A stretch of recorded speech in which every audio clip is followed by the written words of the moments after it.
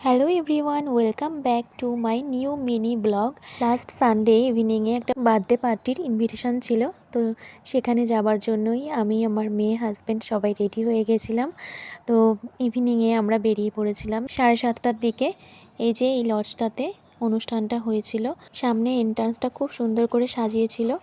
তো আমাকে আর আমার মেয়েকে কেমন লাগছে কমেন্টস করে কিন্তু জানাবে আমরা কেমন সাজলাম। কোনো বাচ্চার বার্থডে পার্টিতে গেলে সব থেকে বাচ্চাদেরই বেশি আনন্দ হয়, আমার মেয়েও খুব তাই এক্সাইটেড ছিল। তো এই যে বার্থডে গার্ল অনিন্দিতা, ঢুকেই দেখলাম অনিন্দিতার পরিবারের সাথে ফটো সেশন চলছে। এই যে ওর বাবা আর ওই যে ওর মা। এরপরে আমরাও ওর সাথে একটা ছবি তুলে নিলাম আর একটু ভিডিও করে নিলাম।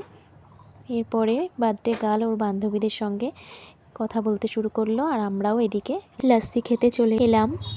বাইরে ফুচকাও ছিল, তো ফুচকা আর খেলাম না, ভাবলাম খুব গরম লাগছিল তাই ভাবলাম লাস্সিটাই খাই। লাস্সি খাওয়ার পর ফুচকার টক জল খেলে না অম্বল হয়ে যাওয়ার ভয় থাকে, তাই খেলাম না। আর এদিকে অনিন্দিতা কেক কাটতে শুরু করেছিল। ছোট্ট অনিন্দিতাকেও খুব সুন্দর লাগছিল, বারবি ডলের মতো। ওর ফ্যামিলির সবাই মিলে ওরা এখানে আনন্দ করছিল, কেক কাটছিল। আর আমরা এদিকে মেইন কোর্সে চলে এসেছিলাম। আমরা যখন ঢুকেছিলাম তখনই এক ব্যাচ বসেছিল, তো সেই ব্যাচটাই উঠলো, তারপরেই আমরা বসলাম খেতে। একদিকে ভাইয়ের সাথে মেয়ে বসেছে আর এদিকে আমি আর আমার বর বসেছিলাম। তো ফার্স্টেই চলে এলো লেবু, তারপরে কেক, তারপরে একটা চিকেন কাটলেট, তারপর চলে এলো সস, এরপরে রাধা বল্লভী, তার সাথে চানা মশলা। রাধা বল্লভীটা ভালোই ছিল খেতে। এরপরে আলু ভাজা চলে এলো, আলু ভাজার সাথে ভাত, ডাল, তারপরে চলে এলো এঁচড় চিংড়ি। সব রান্নাই বেশ ভালোই হয়েছিল।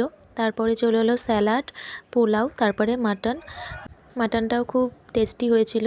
এরপরে চাটনি, পাঁপড় আর মিষ্টি আমি নেইনি, মিষ্টি ছিল 2 রকমের। এরপরে 3টে আইসক্রিম, কেউ 3জন খায়নি, শুধু মেয়ে খেতে শুরু করেছিল আইসক্রিম। আর আমাদেরটা আমরা বাড়ি নিয়ে চলে এসেছিলাম। খাওয়া দাওয়া হয়ে গেল, এবার বাড়ি ফেরার পালা।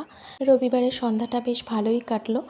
তো তোমাদের কেমন লাগলো পুরো ব্লগটা কমেন্টস করে অবশ্যই জানিও। আজকের মতো এখানেই বিদায় নিচ্ছি, টাটা।